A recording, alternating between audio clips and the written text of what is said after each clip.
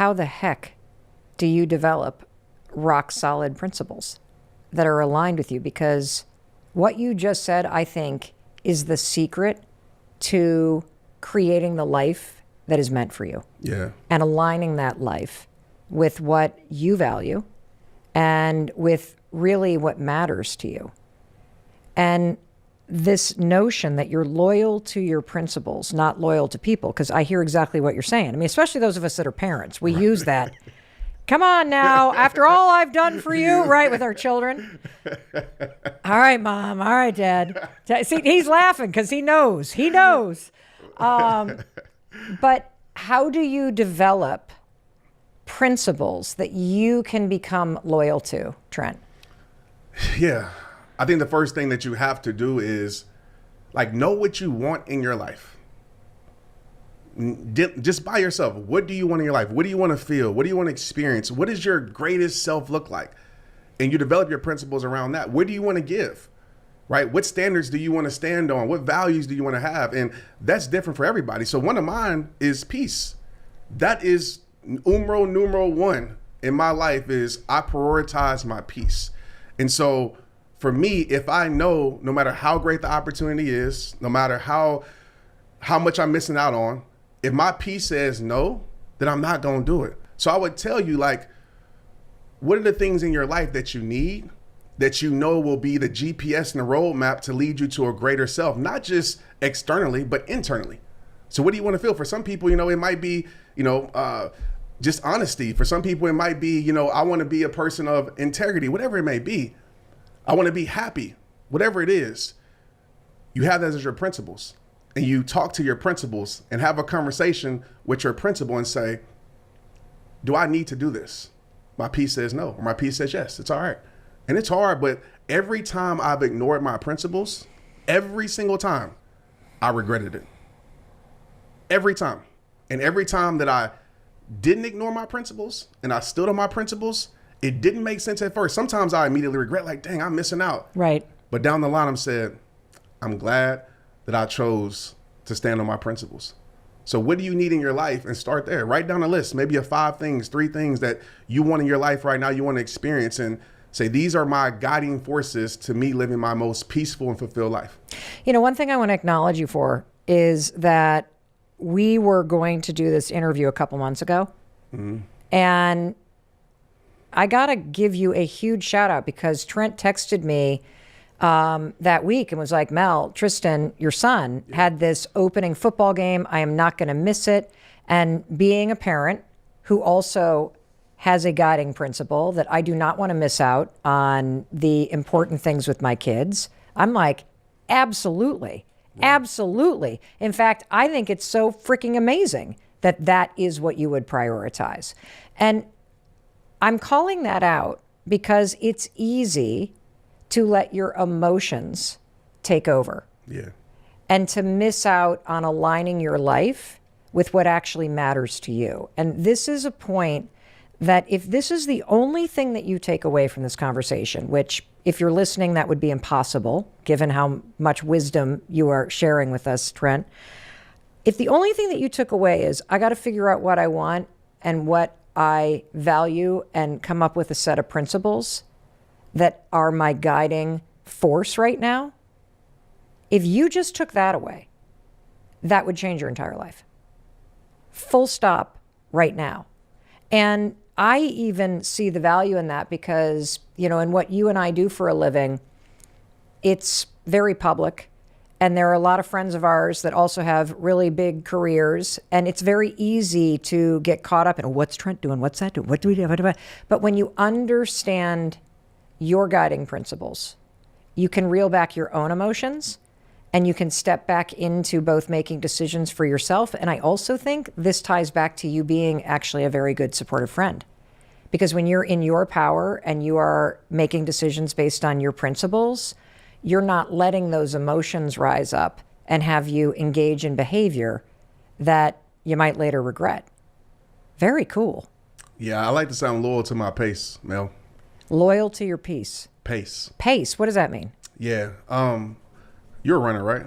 I used to be. Okay, so you know what a pace setter Yes, is, right? yes, it's In a very race. bad. Like Right? I'm very slow. Right. I'm actually famous for. I ran the New York City Marathon, with a bunch of girlfriends, and then we went and ran the one in Houston.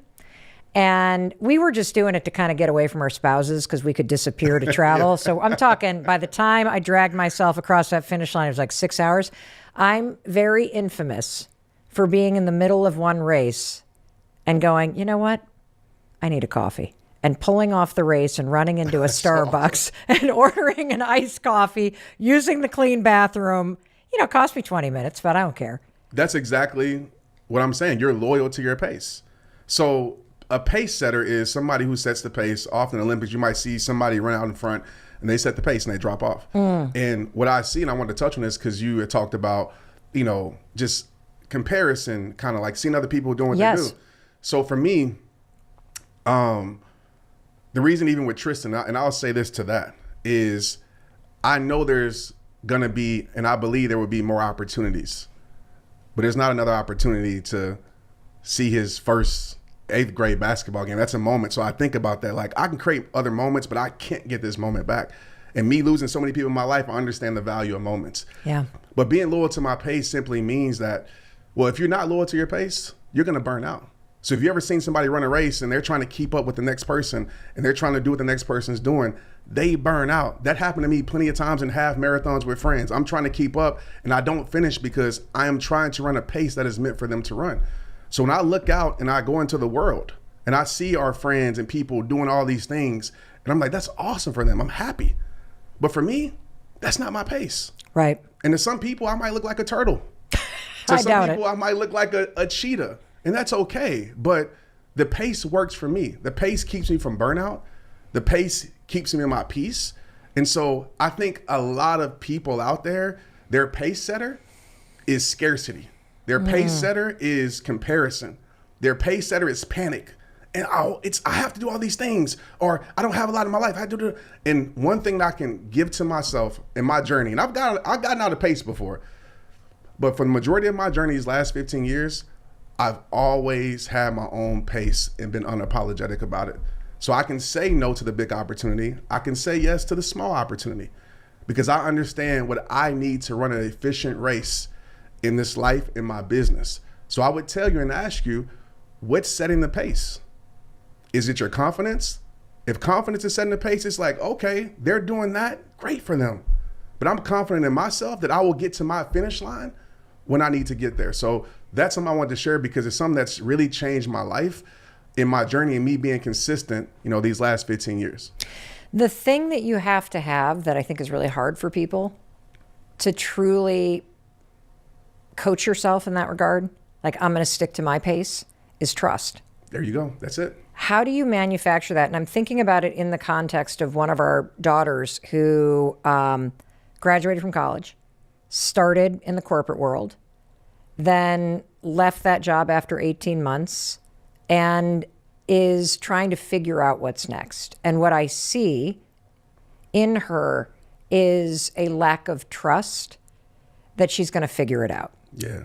And I think this is a very common thing, whether you've just gotten a divorce or you've been laid off, or maybe you started a career and you now, oh my God, don't know what you want to do because it's definitely not this thing, that you can start to panic and not trust the process. So what coaching do you have for anybody that's in this moment in their life where it feels either like the pace is way too slow or they don't have a sense if they're going in the right direction, and that kind of thing that is now driving is panic and distrust? How do you get back into trusting your life and yourself?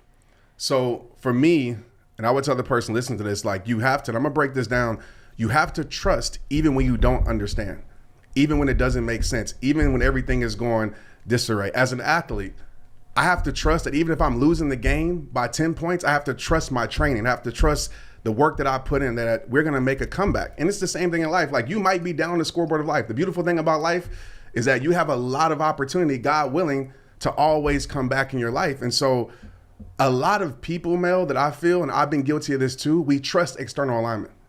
And what that means is that if everything around me is lining up, then this must be meant for my life. We're on the right path.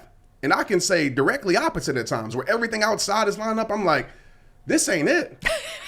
And then the opposite has happened where things aren't lining up, but I trust in my internal alignment. But how do you, so like for somebody who's like, Trent, I want that so bad, Trent. Yeah. How do I do that, Trent? Like, how do I, if I'm feeling like I'm spinning out of control and I've made all these bad decisions or I don't know how do you even begin that process of internal alignment and trusting? Well, number one, you have to let go of comparison. You have to disconnect So hard, dude. from comparison. And it's hard. Yeah. Because comparison, and this is my heart speaking right now, so if it doesn't make sense, excuse me, but you are enough. And I know that's easier said than done. I know it sounds like some motivational stuff, but you have to really understand that and trust and believe by proving it to yourself. Who are you trying to prove it to? Are you trying to prove it to mommy, daddy, social media? You're trying to prove it to your friends? Are you proving it to yourself by doing that internal work to say, you know what? There's an internal alignment, and it's hard for me to explain. There's an internal knowing. For me, I believe belief is the strongest thing that we can have. When you start believing in what you do, you're not tripping because you know at some point the door will open. And I believe faith is this, Mel. Believing a door will open for your life that doesn't even exist yet. And I want to be careful because I'm not telling people to be unorganized. But I stopped trusting my plan so much. I trusted my plan that I will have to adjust at some point. I trusted my first steps. And if my first steps didn't go right, I trust that there was something bigger for my life. So that's the internal alignment that I talk about. It's a knowing in your soul that a lot of us ignore because a lot of us are afraid. A lot of us is like, I hear you, Trent, but my bills need to be paid. I hear you, Trent, but nobody's following me online. I hear you, Trent, I started the podcast and nobody's listening. And then we go to external alignment. We start trusting that and we move away from that calling, that gift in our soul. So I've always, and it's hard for me to explain, but I've always trusted the thing inside of here, no matter how it looked on the outside. And it always opened up a door for me. Well, the piece that I think you could cling on to if you're in that spot in your life right now is trusting that there is something bigger that's meant for your life. And one of the ways that I was able to grab onto that for myself when I was in the just pit of despair and lack of hope is the simple act of getting yourself out of bed on those mornings where you're wallowing in a lack of trust and feeling like nothing is working out. Why? Because, as Trent has just told you, you're looking around at everybody else. When you get out of bed on those mornings when you don't want to, that is proof that you believe there is something bigger meant for your life.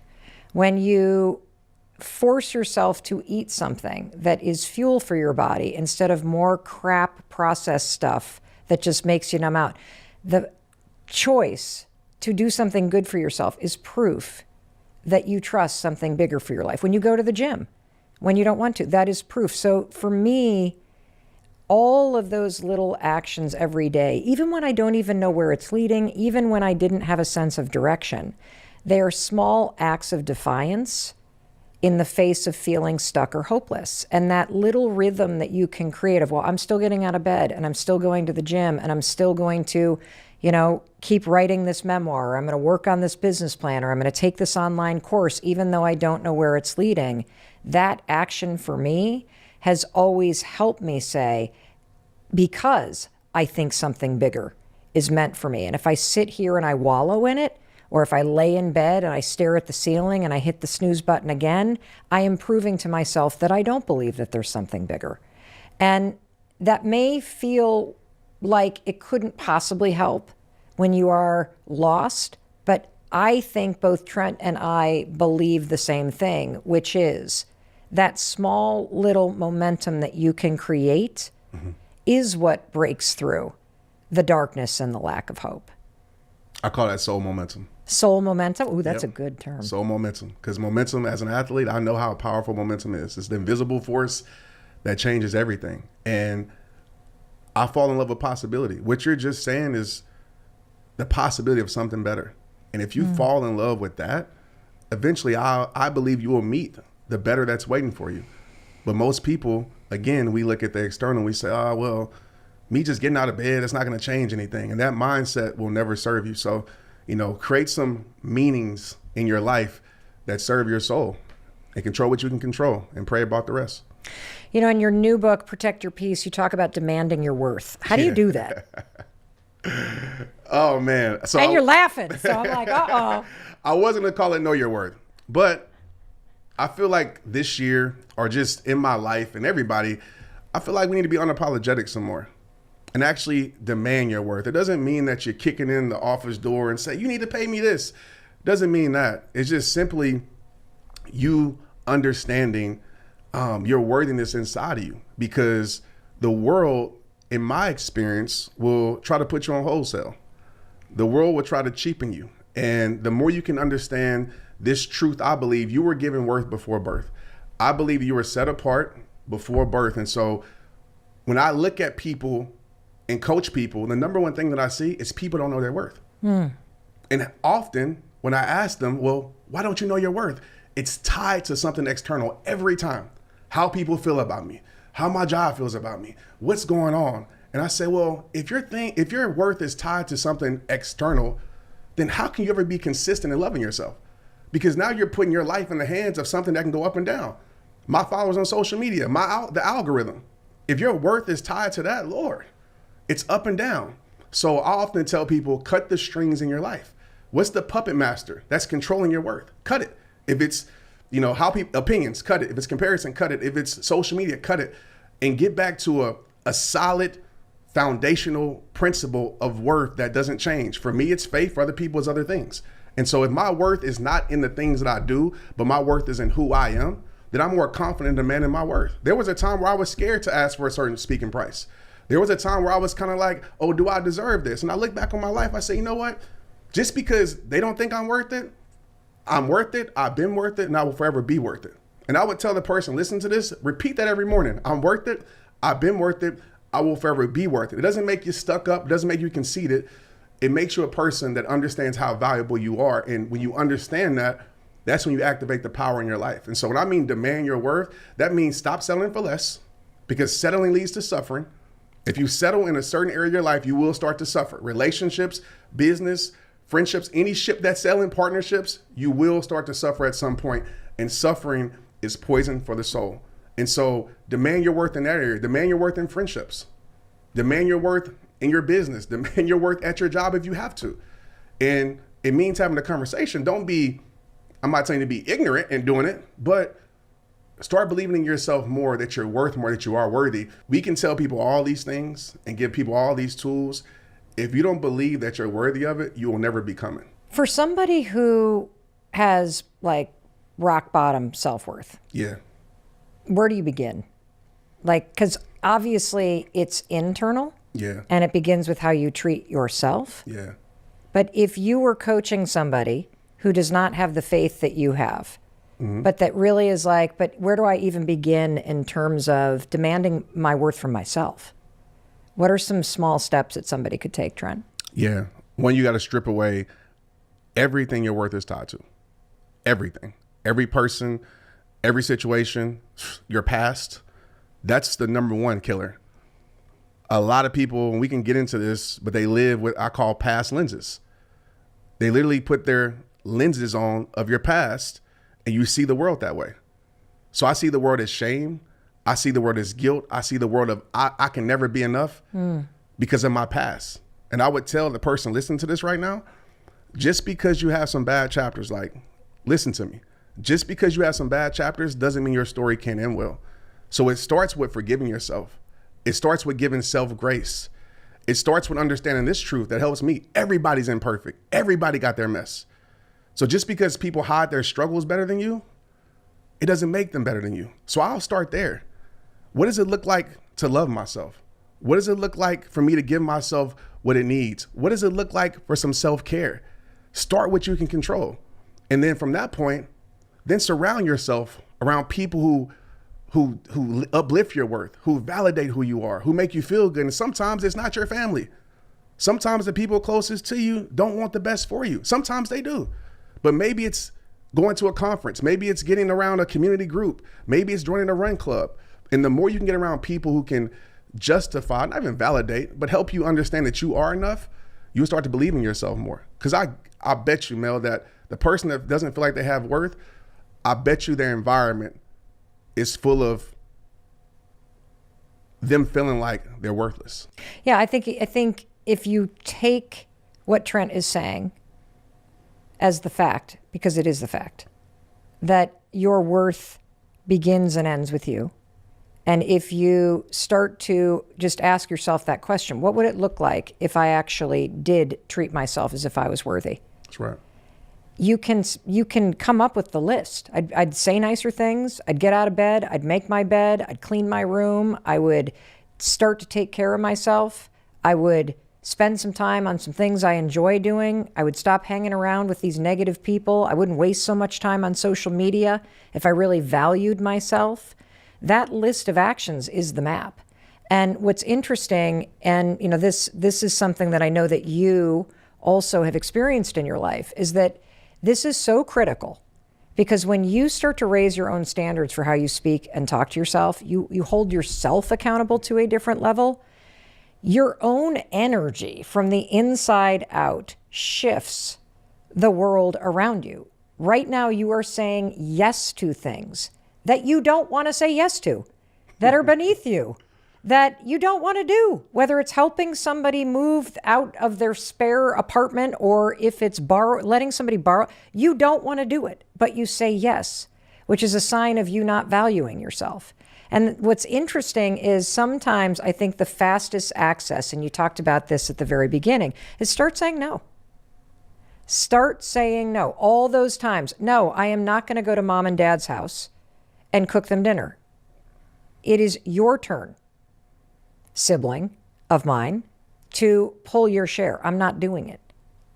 When you start to raise your own standards for yourself, a funny thing happens. The world starts to align consistently. They may not like it, but something starts to shift because you're causing it. I love, love, love this. Let's talk to the person that is kind of the go-to for everybody else. Like maybe they're the ones taking care of aging parents, but none of the siblings are helping. Or it's the single mom and they can't get any help from, the former partner, or somebody that's taken on everybody's work at work. We've all been kind of that person once or twice. And they're ignoring themselves. What do you have to say to them, Trent? You tell people how to treat you by what you accept. You tell people how to treat you by what you continuously accept.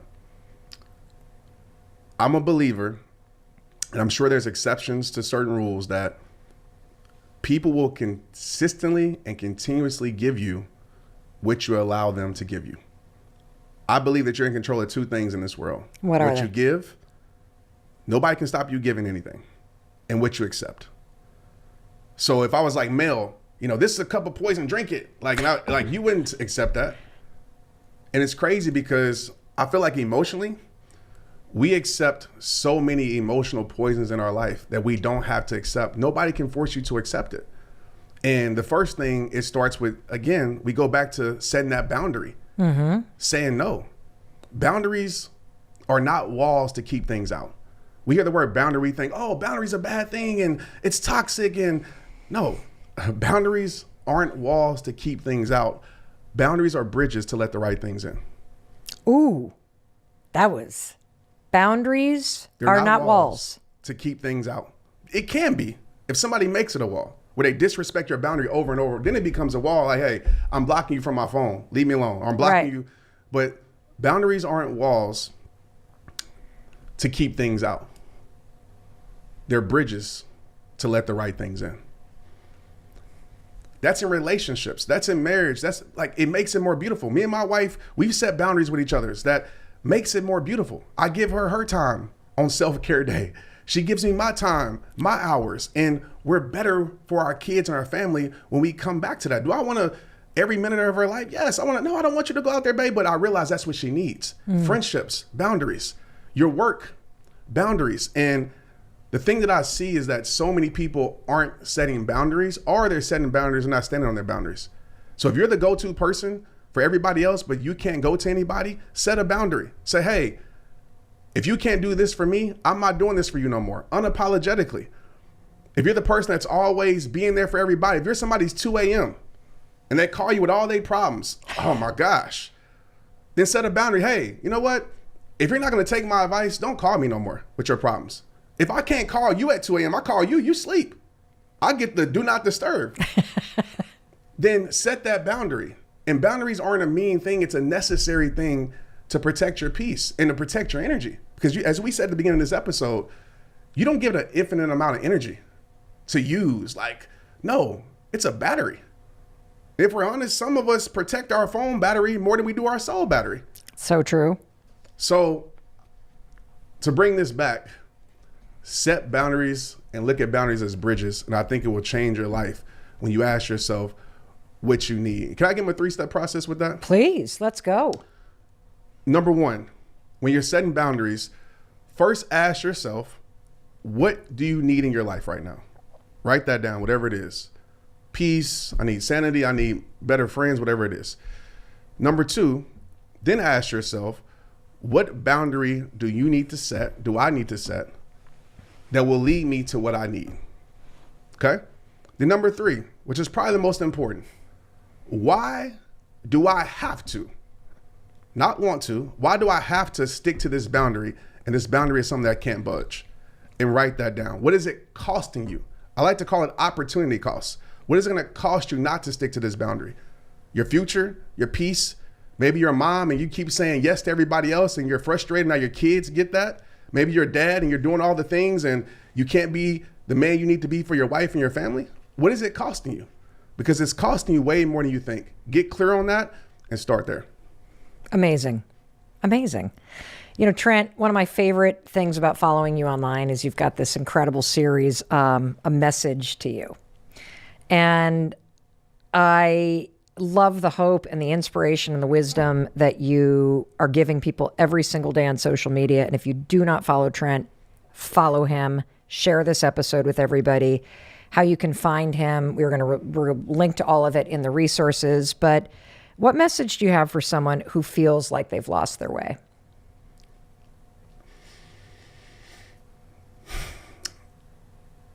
If you feel like you lost your way, I would tell you congratulations. And the reason I say that is because if you're lost, that only means one thing. You're about to be found. And sometimes you need to lose your way in order to find a better way. Sometimes you need to lose certain things to gain better things. Sometimes certain doors have to close that you want to keep open so a better door can come into your life. So I would tell you to have patience, have faith. Never lose your belief. Never lose your worth. And do know better is coming for your life. And you're probably at a breaking point. Again, congratulations. Because a breaking point means one or two things. And I know after this episode what you're going to choose. But 1, it means you're going to break down.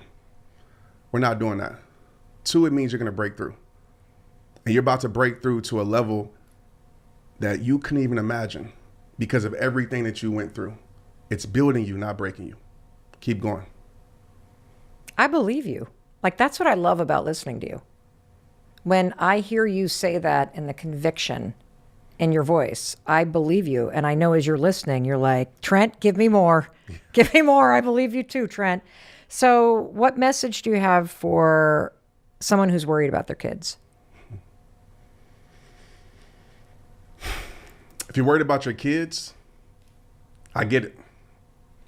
And that's a justifiable worry. But you have to learn how to let go and trust. I know so many times we want to control our kids because we want to protect our kids. But you got to understand that, number 1, you're doing an excellent job at planting seeds. But that's all you can do is plant seeds. As they continue to grow, they're going to make their own choices. And I can tell you from my life, my mother planted so many seeds that I didn't listen to until I got about 28, 29 years old. I'm still learning. But at the right time, those seeds took harvest in my life. So that work that you're doing, mom, dad, it isn't in vain. And your kids have a life that they're meant to live, a journey that they're meant to go on. So let them go. And you just be the support system on the way. But give yourself some credit because you're doing things that you will never get thanks for. And that's what a leader's all about. Proud of you. Thank you. Thank you for saying you're proud of us. For sure. It's a lot. Yeah. And I loved what you said about you're doing things that you're not getting credit for. Yeah. Whether you're a parent or not, I think recognizing that in yourself, that you are showing up, that you're a good person, and that you're doing a whole lot that you're not getting credit for. What message do you have, Trent, for someone who is struggling with their purpose? Yeah. If you're struggling with your purpose, I've been there.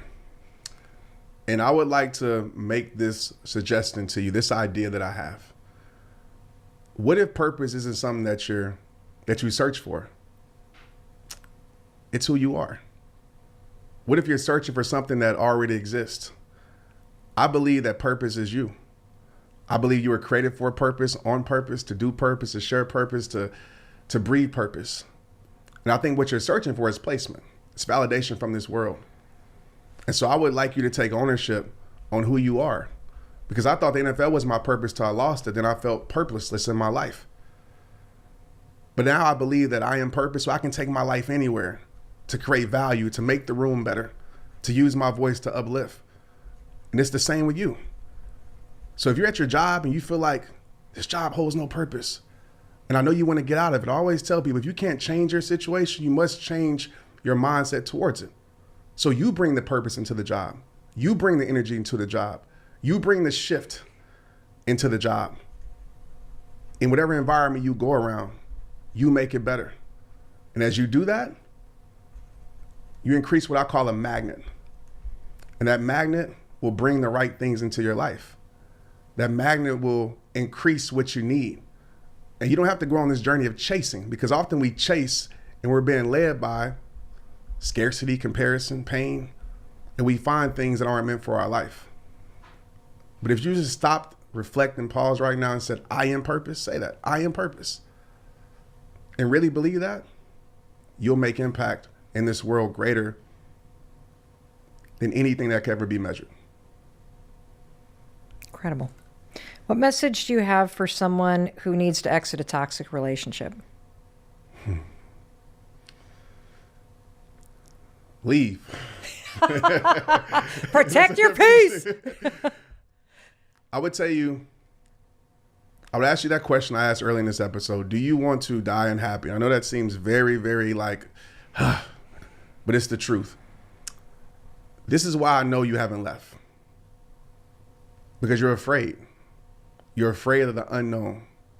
You're afraid of leaving something that's familiar. Even if it's a familiar pain, most of us will choose a familiar pain than go seek an unknown peace.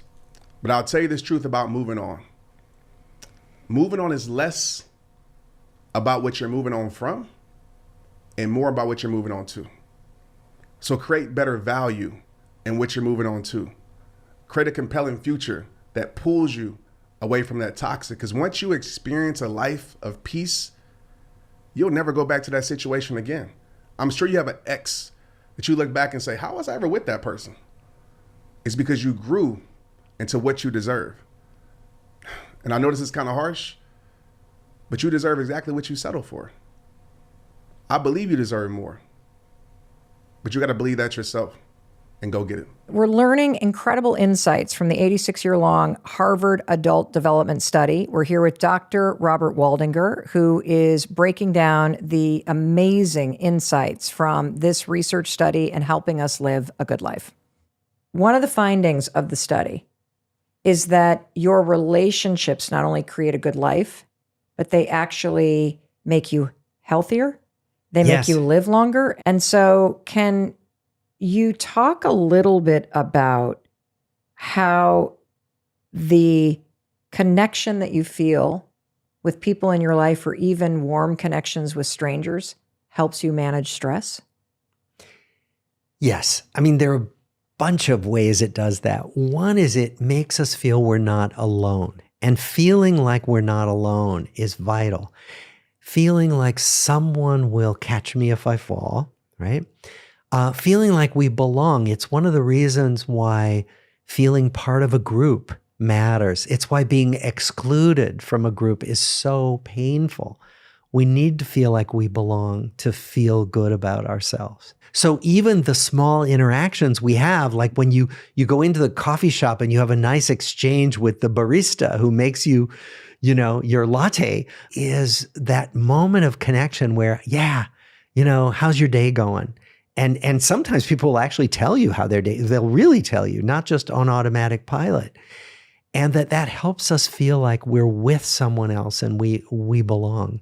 And we're seen by someone else. Can you talk a little bit, based on the research, of why these small moments and these small conversations, even with a stranger throughout the week, really are an important part of living a good life?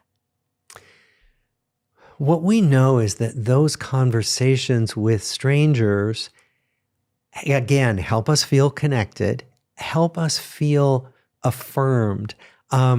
They did an experiment in Chicago where there are a lot of commuters on the Chicago commuter rail system, and they assigned some people to do what they normally did on their commute, which is to look at their phones or read a book or whatever, listen to music. And the other people were assigned to talk to a stranger. And they asked people, how much do you think you're going to like this assignment? And the people who were told they had to talk to strangers thought they were not going to like it. When they completed their assignment, they were all asked, how do you feel now? The people who talked to strangers were way happier than the people who just sat and did what they normally did on their commute. And it seems that the connections we make are energizing much more often than not. That yes, sometimes we can get into a conversation we don't like, but more often than not, it's like, oh, it's nice. It's nice to say hello to you. It's nice to complain about the weather together. Whatever it might be, it just makes me feel like I belong. This is something that I have always done. I always said it was because I grew up in the Midwest, just very friendly. I just am always talking to people. I'm always saying hello to people. I'm the person that gets onto an elevator. We're staying at a hotel and there was this big electrical conference there. And so we get into the elevator yesterday. It's probably 7:30 in the morning. It is full of, just imagine a group of 7 electrical contractors. Okay. Yeah. Like, get that picture in your mind. They're all kind of standing there quiet. I'm like, hey guys, what's up? And first silence. Like, who is this? Yeah. And then I'm like, how's the conference? And they're like, oh, and then one guy starts to talk. Yeah. And then all of a sudden, like popcorn popping. Next thing you know, is we're going down the 17 floors, we're chatting it up, and I'm recommending the almond croissant at the bakery and the cafe. And so I love that. And I realize that it's not even about being extroverted, because I'm really more of somebody, I'm realizing, who's more ambiverted. I'm extroverted at work, but then I'm literally I never leave my house kind of thing. Yeah. But I am so energized by it. Right. So how did you feel at the start of the elevator ride and then at the end? Can you compare? 1,000% I compare. As I got out of my hotel room alone, and I'm checking my phone as I'm walking down the hallway, and then I'm turning right to walk down the other long hallway, and I'm still on my phone, and I'm thinking about my workday, and I'm trapped in my head, and then I walk over to the elevator, and then I hit the button, and I'm so not present that I step on the first elevator that dings, and it's going up, not down. Yeah. So then I go up alone in the elevator for another 7 floors, and then the first contractor walks in. And the second I looked at him and I said, good morning, and he smiled and said, good morning, I felt a little burst of energy. It was like I was immediately now in the moment and not on my phone. I was now present with another human being staying at the same hotel. The door's shut.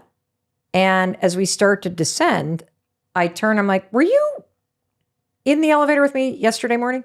And he kind of laughed and he's like, I don't think so. And I'm like, well, you probably would have remembered it because I was yapping with everybody in the elevator, but there was somebody in there, and then the doors open and now we're talking. And so then somebody else gets in and I say, good morning. And then the guy looks up and says, good morning. And then we stand in and then the doors open again. And so as everybody then starts to get on. You were the greeter. Yes. But the energy in the elevator shifted. Nobody was on their phone. Yeah. And we didn't solve the world's problems. Yeah. But even just getting off the elevator And then as I exit, have a great day, everybody. And, a couple people, hey, you too, kind of thing. I was present. I felt a little less alone. I felt a lift of life force energy from other people. Yep. It shifted my mood and it changed the day. And what you've developed is a habit of doing that. Yes. And what is worth pointing out is that it's a habit we can develop, that even though it's a little awkward at first, if you just keep doing it, it'll become second nature. But I had to develop the habit. Yeah. And I think it's really important to note something, that this is really important because you underestimate how big of a difference it makes in your life. Yeah. And I'd like to offer one other example of how you can do this, because I know that for a lot of people, striking up a conversation or making small talk feels either scary or trivial, and it's not. And what I've noticed about making this a habit of creating what you in the research have found are, quote, warm connections and these small social, day-to-day interactions, is that I notice that I would rather feel the way that I felt when I got off the elevator this morning at the hotel, having just chatted and saying good morning to people in the elevator. I'd rather feel that tiny little buzz and lift in my mood than the way that I feel when I'm standing there lonely, looking at my phone, waiting for time to pass by. That I have realized that I have a choice about the experience in my day-to-day life that I can create for myself. And so another way to do this is you probably go to a coffee shop most weeks and simply complimenting somebody either on their nails or the shirt they're wearing or how good the coffee looks. And then after doing that 3 or 4 days in a row saying, do you mind me asking what your first name is? I feel like I come in here every day. I see you. I don't even I'd like to just, I'm Mel. Yes. And then here's a pro tip. When you turn around after you say their name, write their name in your contacts in the notes under the entry for the coffee shop. And as you pull in tomorrow morning, if you're like me, you will forget that Evan is the dude that is at the coffee shop at the hotel I stay at all the time in Boston. I now know his name. He knows my order. Yeah. Because I use this and I refresh my memory the first couple times. So when I walk up, I'm like, oh, it's Evan, right? Oh, I'm Mel. It's great to see you again. That small thing, as crazy as it sounds, it makes me less lonely. Absolutely. And it makes the other person feel seen. Evan feels like you see him. You're not just like doing some transactional thing. It's like, I see you and I'm glad we're here together. And here's the other piece, if I could take it to an even more profound level. Like every one of us wants to create more meaning in life. And you want to feel like you have discovered this deeper sense of purpose. And I will go to my grave knowing that I feel that my life is more meaningful and I am experiencing it at a deeper level simply because of this one habit of forcing myself to create these warm, simple connections and conversations with strangers as I go about my day. It's almost like being tethered to a mooring. Yeah. That keeps you present in life, that keeps you able to kind of ride the waves and locate a sense of energy and goodness as you go about your days, no matter where you are. Yes. And one of the things I would add is that we can't always do it every time. Mm-hmm. So sometimes you're going to be in a bad mood or you're going to be really preoccupied with something and you're not going to be able to reach out, to get outside of your own head and do just what you're describing. It's okay if we can't do it every time. Yes. Do it when you can. Well, I find that sometimes those small things take less energy than trying to refuel with a deeper conversation from somebody else. Yeah.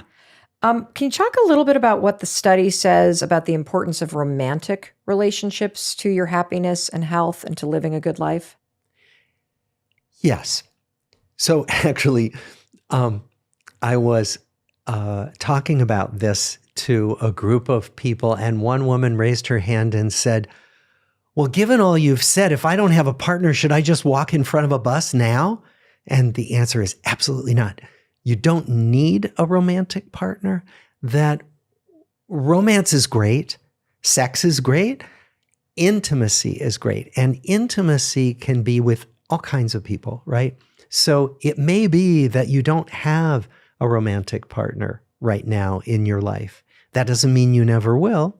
But if you don't have one now, there are ways to be intimate with close friends, with other family members. And so what we're finding is that these benefits of relationship don't require a marriage license. They don't even require living in the same place with somebody. That you can have people in your life, maybe just one or two, who are your close friends, who you share your life with, and that there's no special arrangement you need to have with them. Now, that said, what we do find in the research is that living with somebody in an intimate partnership actually keeps you healthier longer and helps you live longer. But there's no mystery about it. It's because it's somebody to remind you to take your medication when you're older. It's somebody to remind you to get up off the couch. It's somebody to drag you out to a gathering when you're kind of stuck watching Netflix. You make it sound so romantic. Well, I know it's not so romantic, but it is really just the day-to-day that other people make us better by keeping us on track. It's somebody to get up for. It's somebody to get dressed for.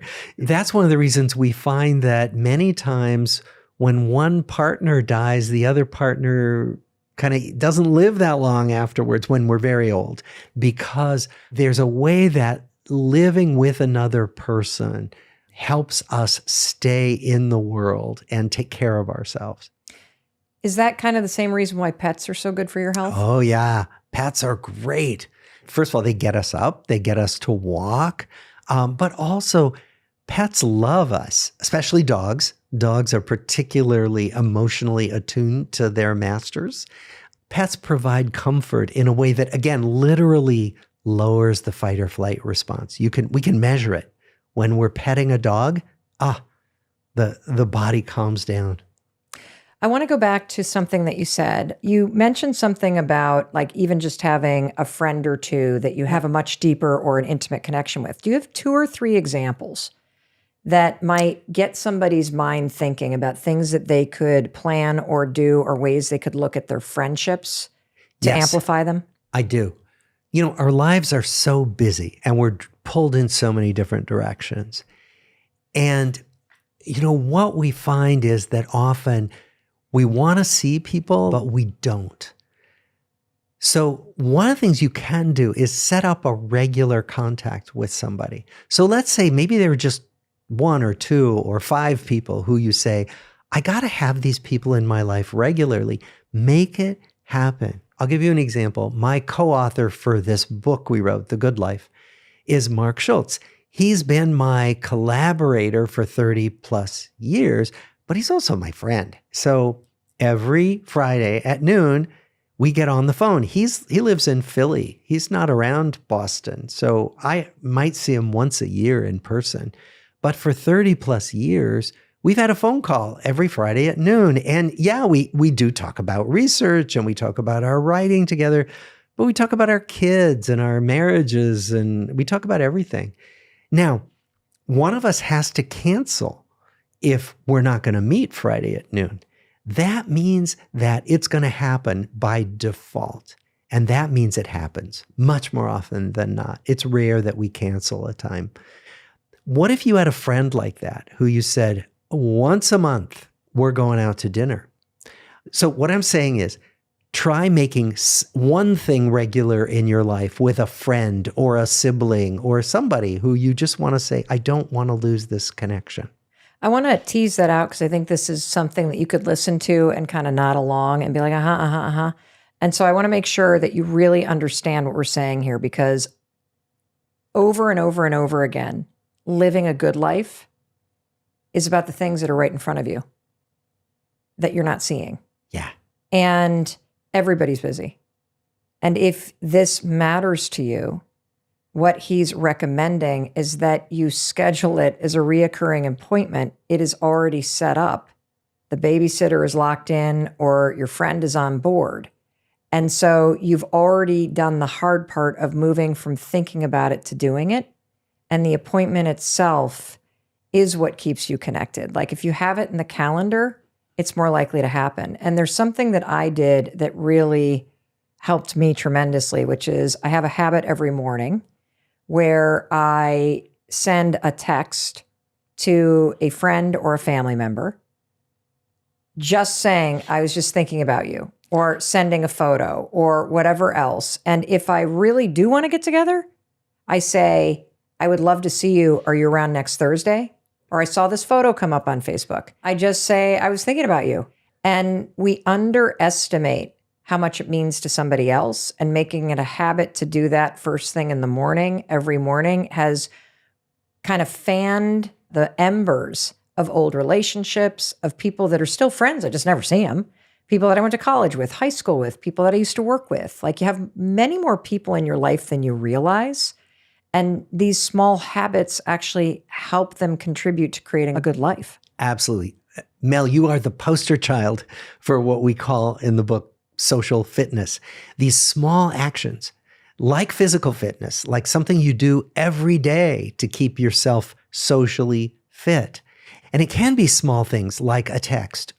It could be, somebody with a long commute, like you say, well, I can't add anything to my time. Well, if you have a hands-free phone in your car, use your commute time to talk to somebody instead of, listening to music or listening to the news.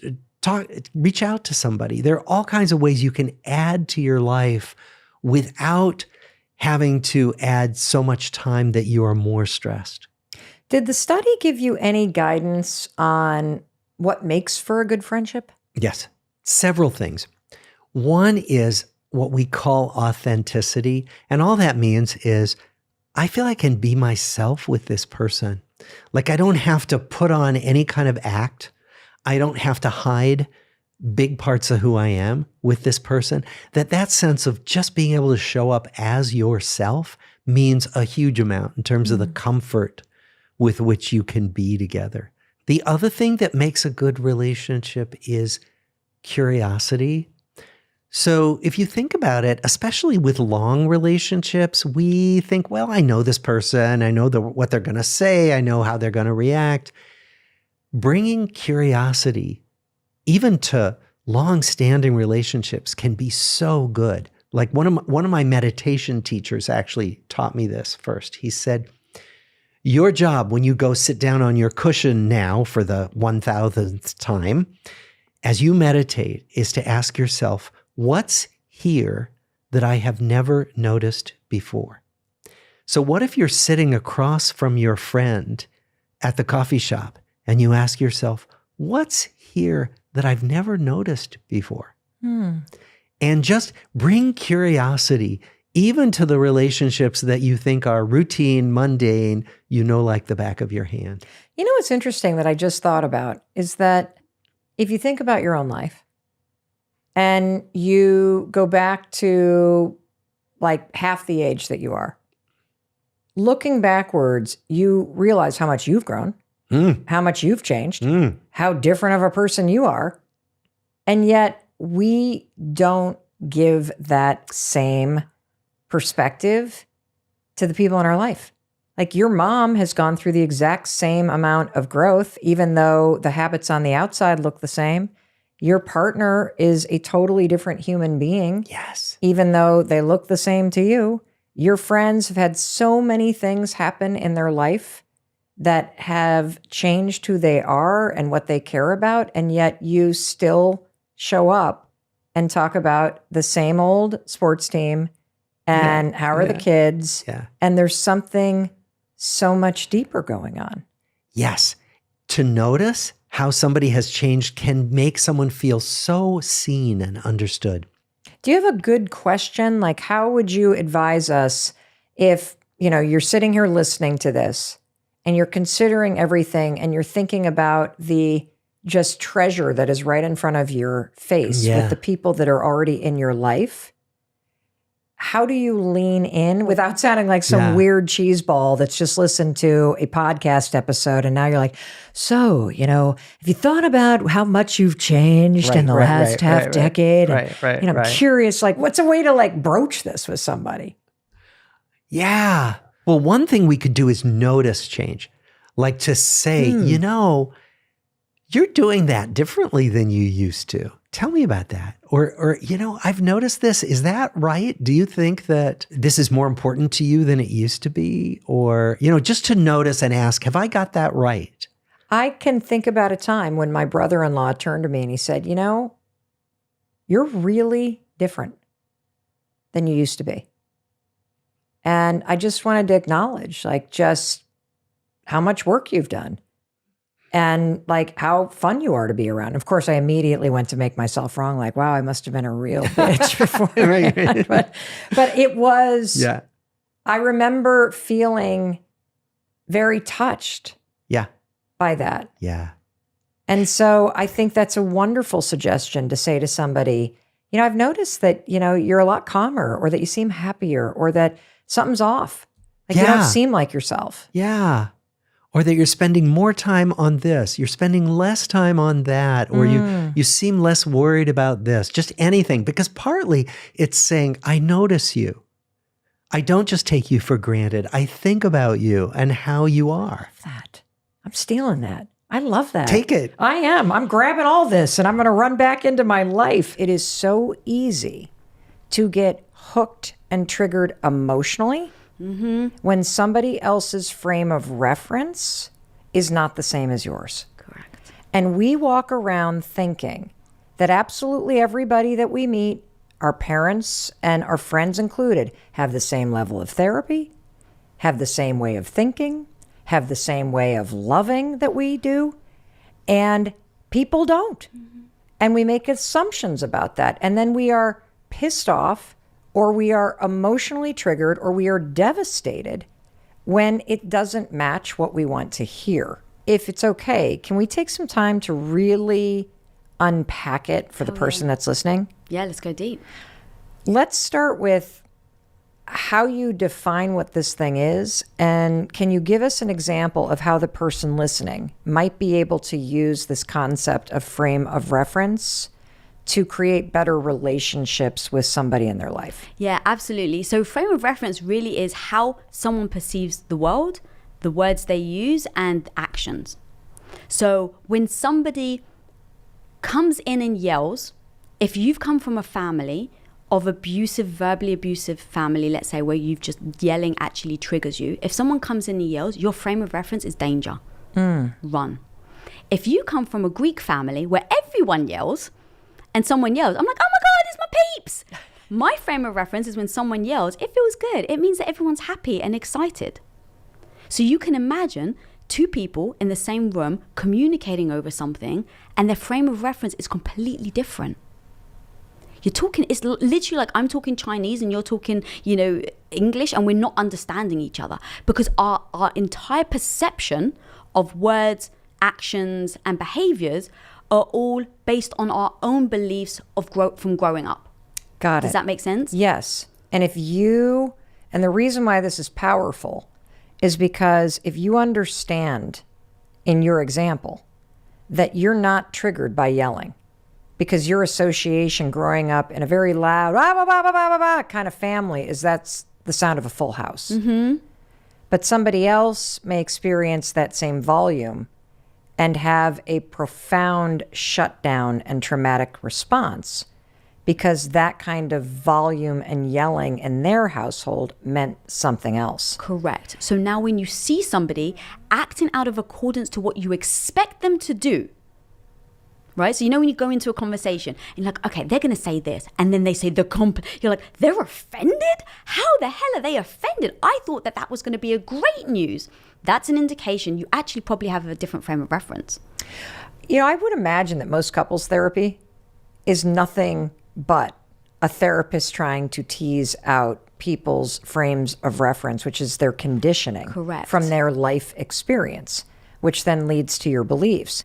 Yes. And this needs to be shouted from the rooftops, because what you're talking about at the highest level isn't allowing someone else to treat you poorly. What you're talking about is developing a skill where you do not allow other people's frame of reference or other people's emotions or other people's opinions to derail you. Yes. And at the same time, because you're not derailed, because you're not emotionally triggered, you have this objectivity to truly hold space for that other person. And obviously this is a lot of work, so you do it with the people you care about. Like, it's hard to do with strangers. Yeah. But even so, it's a way to not be emotionally hooked. Now, we're in a story where you're probably 16, 17 years old and you feel run over by, you know, a train at the moment. I'm in tears. I used to be called Daddy's little girl. So you can imagine this entire thing when my dad doesn't believe in me. It is tearing me apart. And so I still went to college. I still studied film. But so did you study film in the UK? Yeah, so I studied film. Yeah, I got a degree in movie making. And so was there like a lot of eye rolling in your house, or what happened once you started down the path? I think my dad, so it's funny how traditional families are. They'll push you to get a, college degree and something that's prestigious, and then they wait for you to get married. Like, it's literally like, my dad was like, get the college degree only so I could go and get married and then not do anything. I don't want to dismiss, like, freaking being a stay-at-home wife is the hardest job ever. Can't imagine being a stay-at-home wife with kids. Oh my God, literally hardest job ever. But my dad just assumed I'd get the college degree just to get me to marriage. Marriage just gets me to kids. Kids just then get you to dying. Like, it's the projected life that a Greek woman is going to have in my dad's eyes. So because that's his frame of reference. Correct. So when he said, okay, fine, go to college, he'd just been like, okay, 3 years, she's going to meet someone, she's going to get married. So there was no eye rolling, because for him, he already thought, well, she's going to find a guy, get married, and it won't matter in a way. So the dream of movie making, I just kind of just lent into it. Yep. And so I didn't have any backlash once he had said, fine. Because he already had in his mind a different frame of reference. Correct. This isn't going to work out anyway. Yeah. Because I know what happens here, because my frame of reference is she gets married. Correct. And it's such a fabulous tool, because everybody in your family has a frame of reference about what they think is about or should happen in your life, because that's what they've experienced. Yeah, exactly. And so you study, you now are tapping into this ambition. What happens next? So I'm thinking, okay, I'm getting this degree, I'm working, but like all of my dad's concerns are like, in my little ear, right?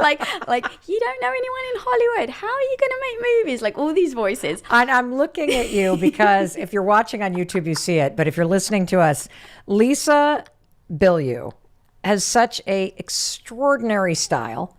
And she is so distinctive and gorgeous and powerful in her style.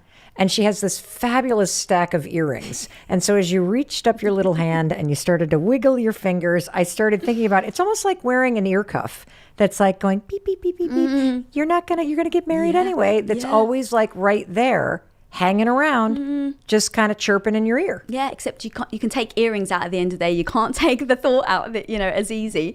But it's so true. Like, it is, that voice echoes.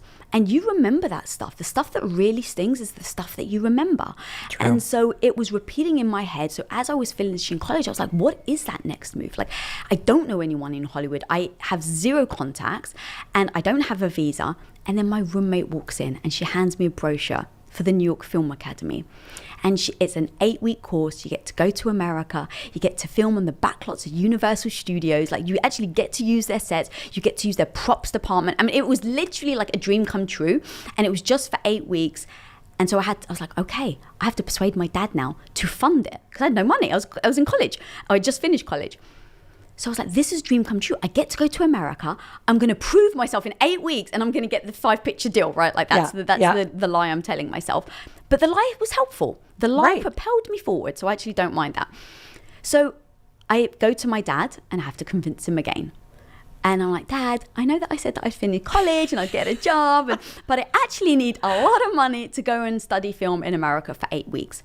And so again, we just argued, and eventually he's like, as long as you promise me that when you come back, the first thing you're going to do is take life seriously and get a job and get a career until you find the guy. He didn't say that, but that's always underlined. So I said, yep, deal. So I go to America and my life changed forever. What happened? So I walk into the New York Film Academy and I'm like, wow, my teacher's really freaking hot. And I'm in class. This is a school for adults, people, just to give context. I'm 21 years old. And I'm like, my teacher is really smoking. And he's very talented. And I get very turned on by talent. And so he shows his movie and I'm really interested. And he ignores me, Mel. And I'm like, God, this guy. So anyway, to cut a long story short, a month in, he turns around and asks me on a date. So you're still taking the class? So I'd finished. You got 4 weeks left, baby, because it's an 8-week class. Yes, look at her counting. But the last 4 weeks was practical. Okay. So I didn't have any more classes with him. You just have to go out and make your movie. Okay, great. So on the last day of my last class, it was like, I hint, we're going out with friends. He's like, why don't you give me your number? And how much older was he than you? 4 years. Okay, so this is not like some 40-year-old dude. No. Okay, gotcha. So he comes pick me up on the first date, and it is not what I was expecting. Not what I thought, like I'd been taught as a young kid. Like having a car with rims was like a sign of wealth. Wealth meant security. Having a guy that wore so much cologne was, almost like a calling card, right? Like I'd grown up with. And I open the door and this guy's standing there and he comes straight from work and his car's a mess and it's dirty and it's half broken and the back seat is full of like just complete junk. And then he opens the car door for me. And I was like, wow, chivalry is alive. So all the things I had on my checklist that you kind of think you look for, none of that was there. And then he surprised me with this. And I was like, wow, this is interesting.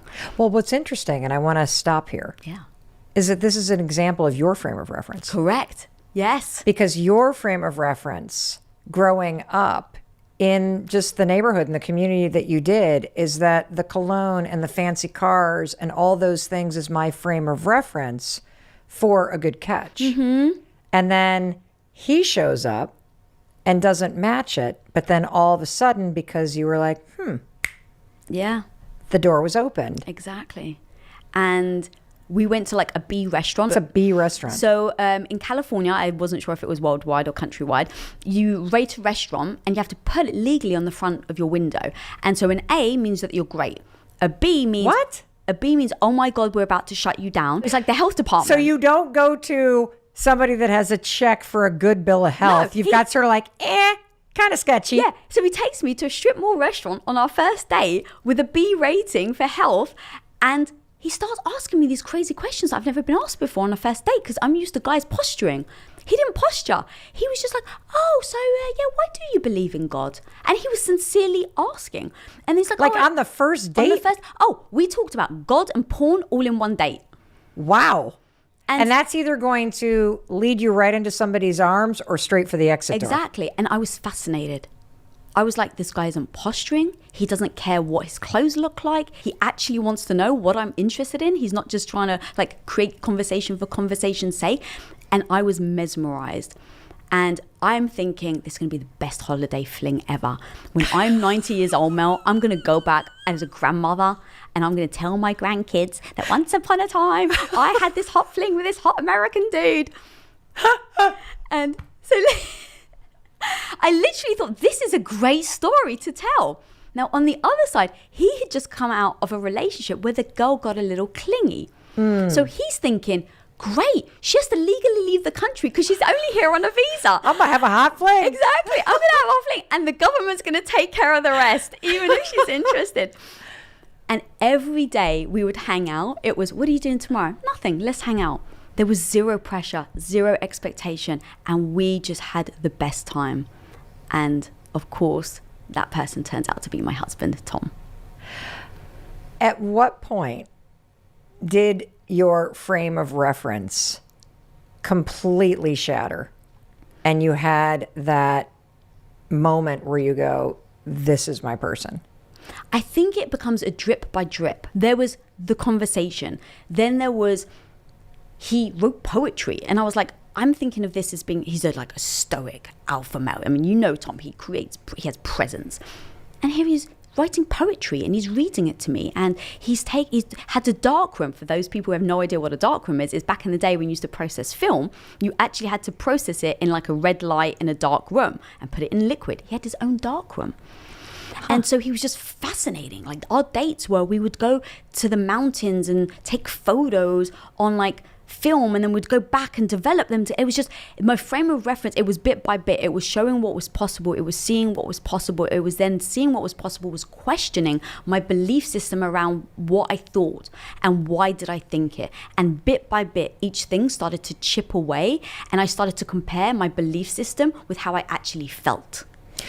What's so great about the detail in this story is that you're sharing this very powerful tool, frame of reference.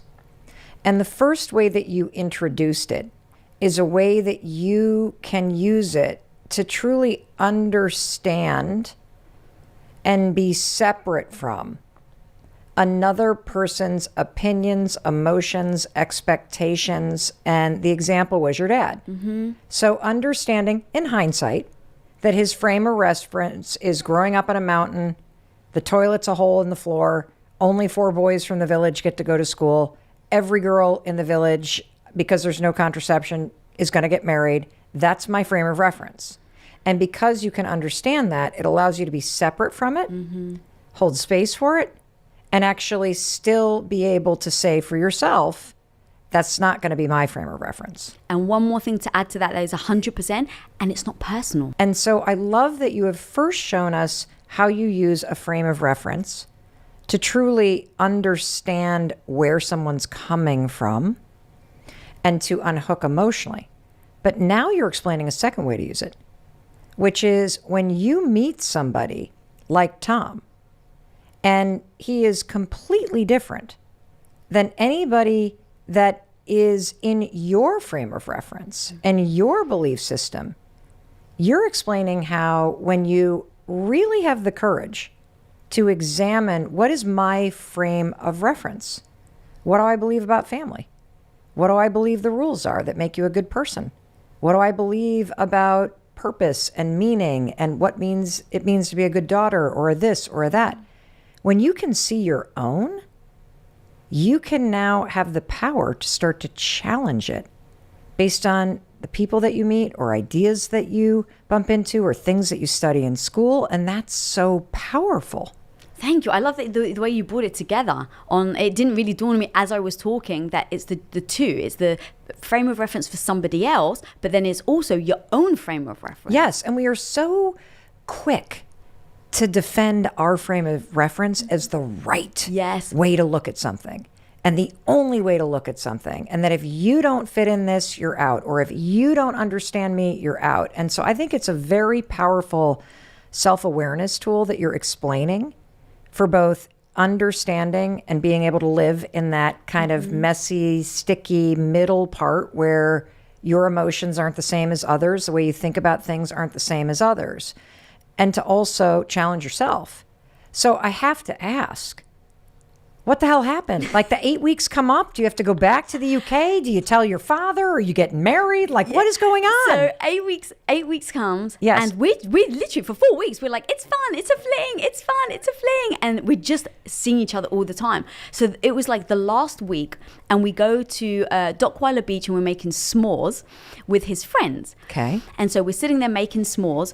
And his friend turns around and is like, so, Lisa's leaving. Like, what are you guys going to do? And he didn't say a word. He just turned to me and he's like, I'm going to come see you in London. Is it okay if I come in like 2 weeks? And I was like, yeah. He didn't even have a passport. So in like 2 weeks, he booked a flight, got like an emergency passport. Didn't even have a suitcase. He took his mum's pink suitcase. Like I literally can still see him walking down the thing with his pink suitcase. And I was like, who is this guy? I love him so much.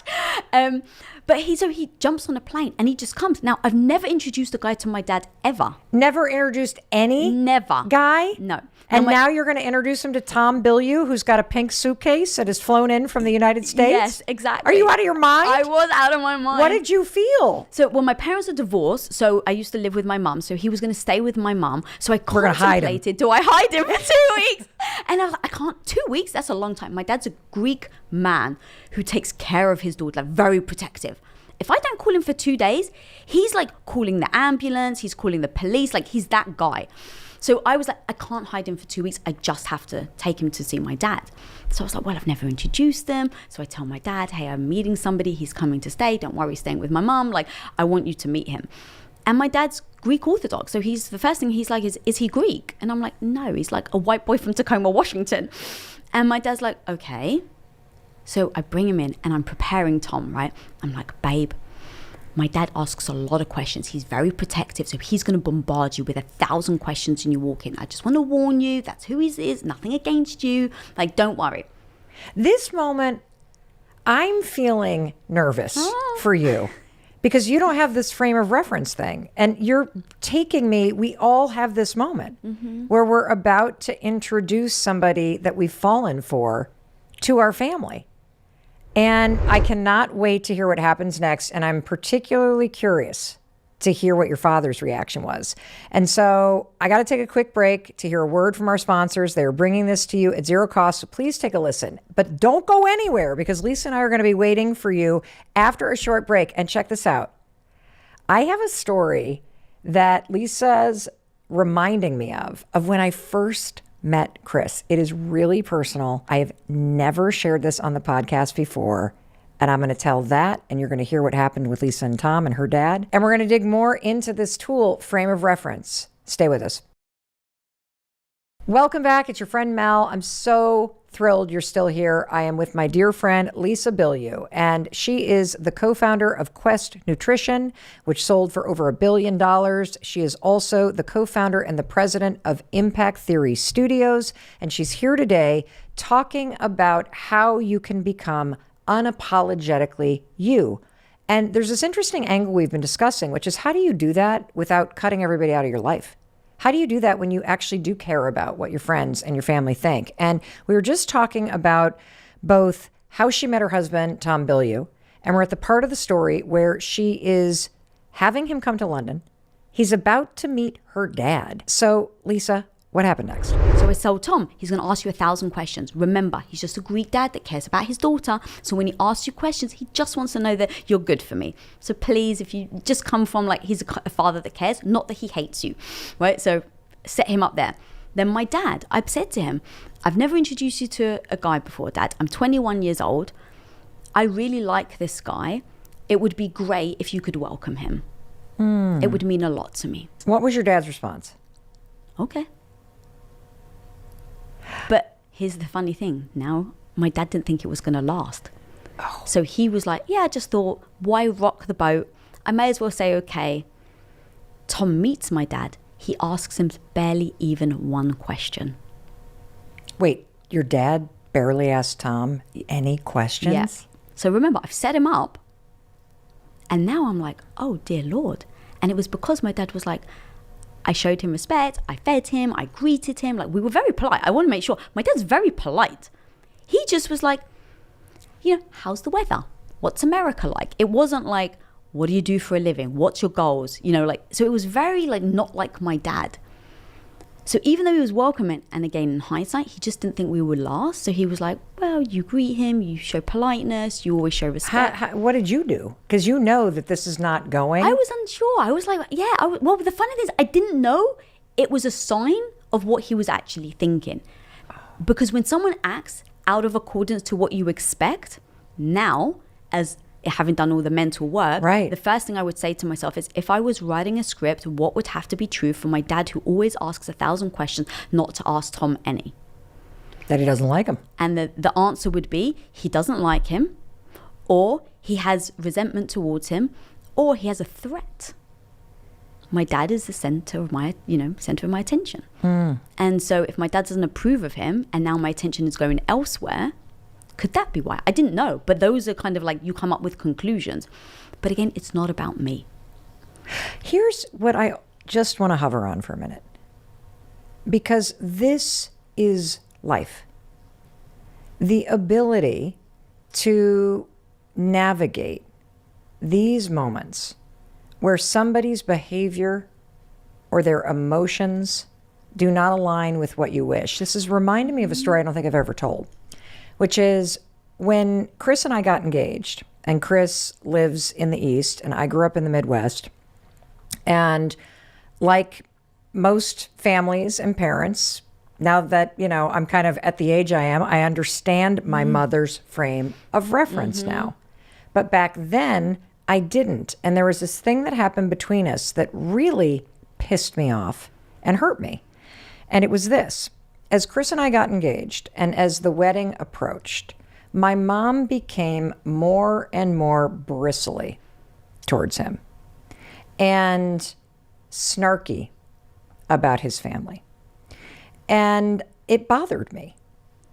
And I did not have this tool that we're talking about in terms of being able to take a step back and not get all triggered and emotional, but go, well, what is her frame of reference here?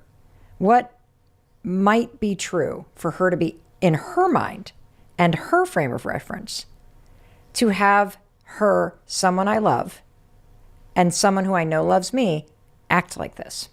And not having that tool, I, of course, just was spun around like a top. Why is she doing this? And then you get angry, and then you literally start interacting with each other through emotion instead of being able to unhook yourself and slow yourself down. And so here's what happened. I was talking to a friend, and she said, well, I think you just need to talk to your mom.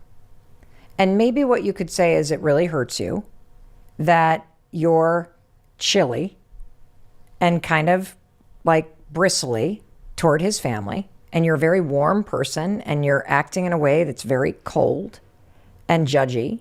And I need you to act consistently with this. I need you to pretend you picked him for me.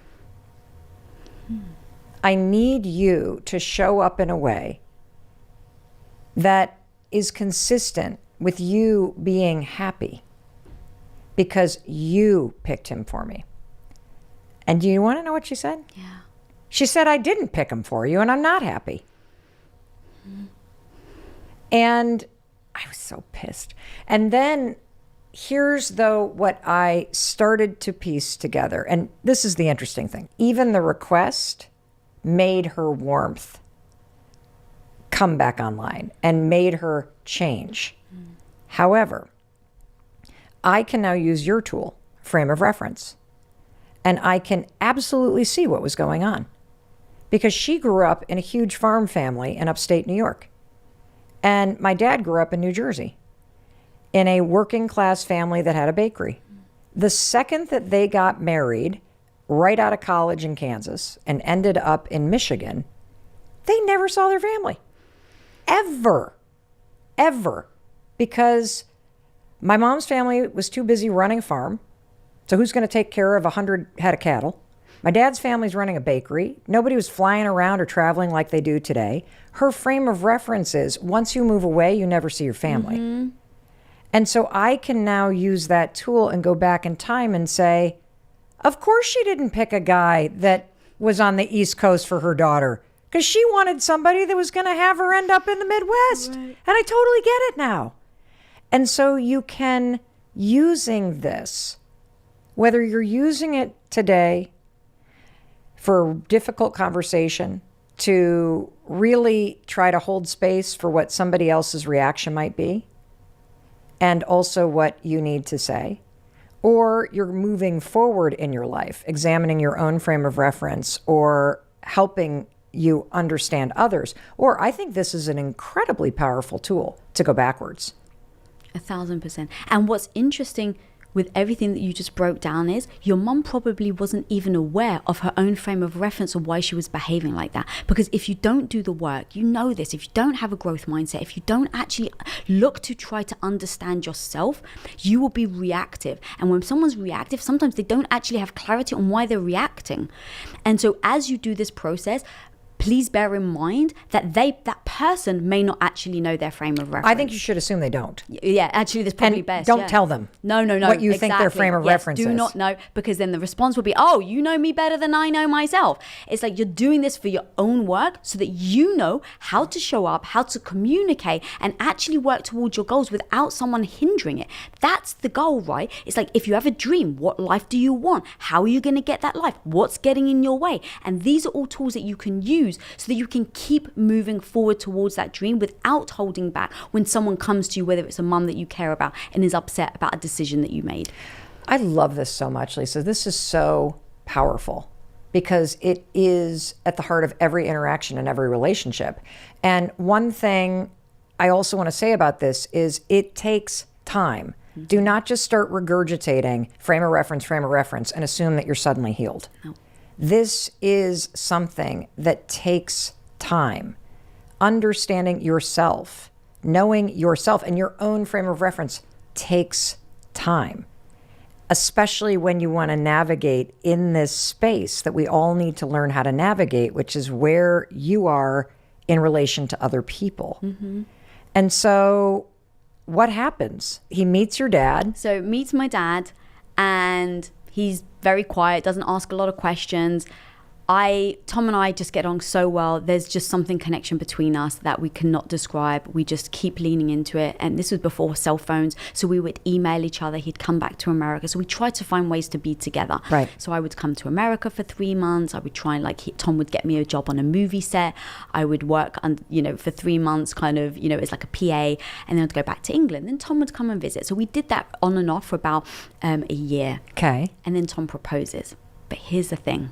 Being a very traditional Greek family that I have, I've always said to him it was very important that he gets my dad's blessing if it ever happened. Yep. So of course, Tom goes to my dad and sits down and says, Andres, I love your daughter. I want to marry her. And my dad says no. Oh my God.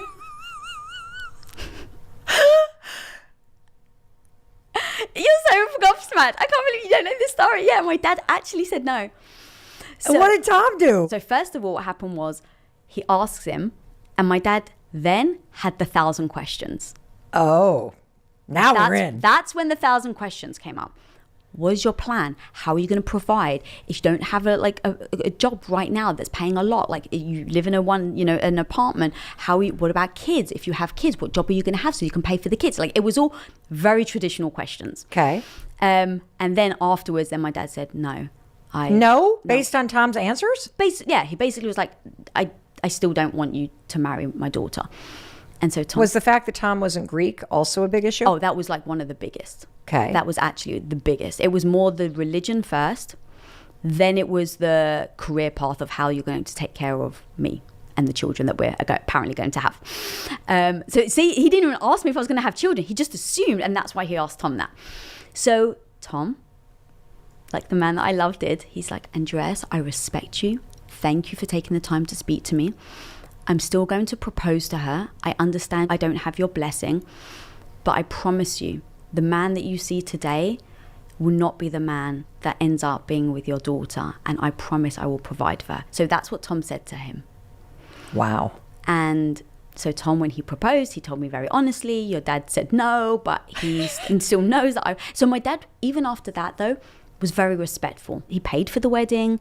He came to the wedding. Like he was very gracious. He was just, as I was talking to him, I'm going to go to America. So remember all the things that we've set up. I'm daddy's girl. I really want to please him. Frame of reference. I'm now saying yes to someone that my dad doesn't want me to marry. My dad was just very adamant. Like he kept saying, maybe you should wait. What's the rush? Don't put a down payment on the reception yet. Like he was very he was respectful, but very tried to push it off. Mm-hmm. And that's where it's the collision.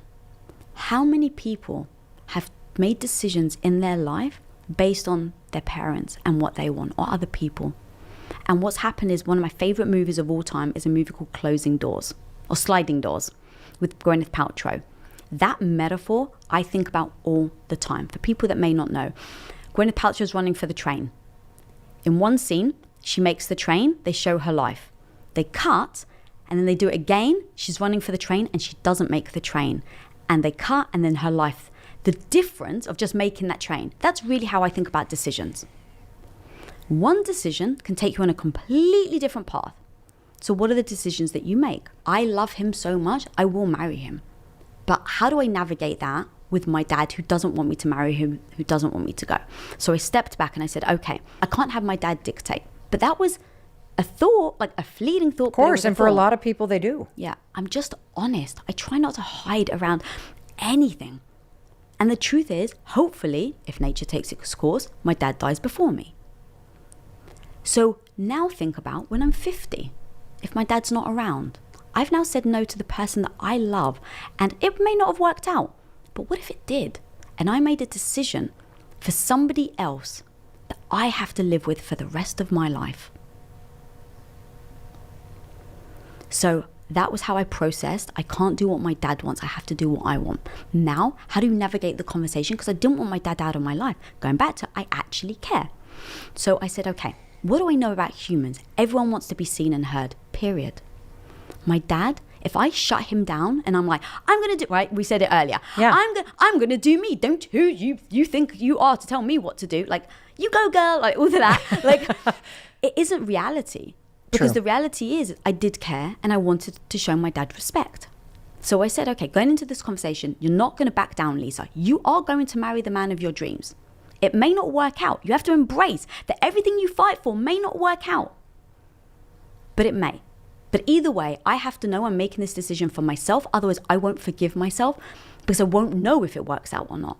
And here's the thing. What I love is that you are willing to make the decision with the mindset, what if it does?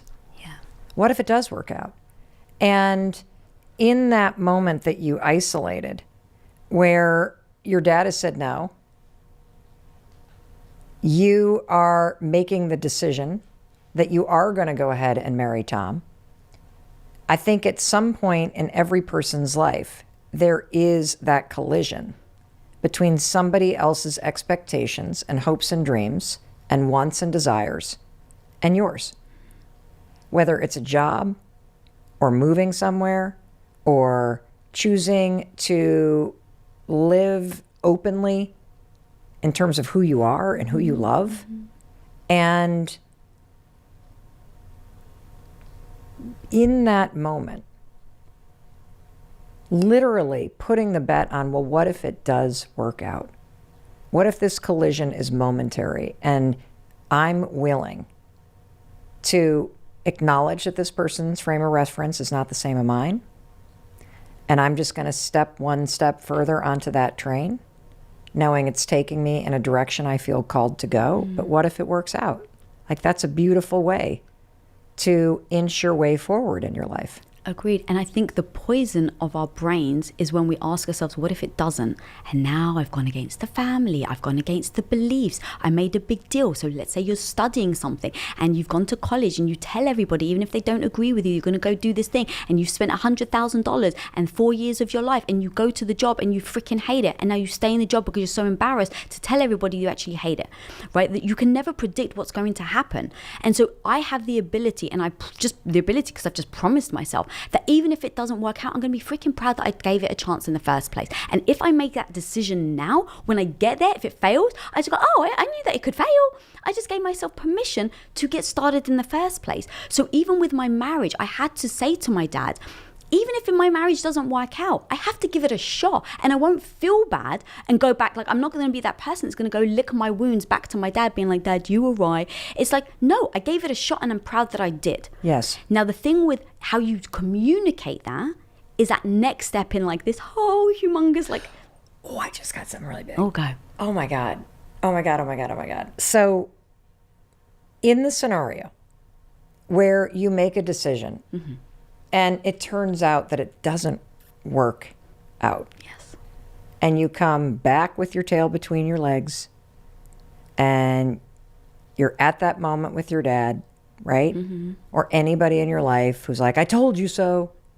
See, I was right. Here's what I just got. In the moment of the collision, and we're just going to use your story as the model for this, and your dad is saying, no, this is not the right person for you. What he's actually saying is, he's not the right person in my story about what happens in your life. Yes. But that collision is the moment where you get to decide who is the right person for your story about your life. And it doesn't matter, honestly, if the relationship goes the distance or not. Because obviously, if you are making the right decision for your story in that moment, they are meant to be a part of your story.